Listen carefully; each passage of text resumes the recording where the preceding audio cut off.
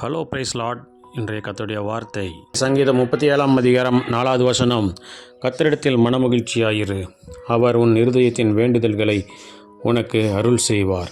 பிரியமானவர்களே, உன் இருதயத்தின் வேண்டுதல்களை உனக்கு அருள் செய்வேன் என்று ஆண்டவர் சொல்லுகிறார். நம்முடைய இருதயத்தில் நம்முடைய மனதில் எண்ணுகிற நம்முடைய விருப்பங்களை ஆண்டவரிடத்தில் தெரியப்படுத்துவோம். ஆண்டவரிடத்தில் நாம் சண்டை போடவோ வேண்டியது அவசியமில்லை. ஆண்டவரிடத்தில் முழு மனதோடு முழு இருதயத்தோடு ஆண்டவரை தேடும்போது, அவரிடத்தில் மன மகிழ்ச்சியாக இருக்கும்போது, நம்முடைய இருதயத்தின் வேண்டுதல்களை நமக்கு நிறைவேற்றி தந்து கைகூடி வரப்பண்ண வல்லமுள்ள தேவனாக இருக்கிறார். விசுவாசிப்போம், பிரார்த்தனை செய்வோம். எங்கள் அன்பை நேசிக்குதான் பலவத்தின் தந்தையை ஆசீர்வதிக்கப்பட்டதான் இந்த நாளில் நீர் கொடுத்தபடி வார்த்தைக்காக நன்றி செலுத்துகிறோம்.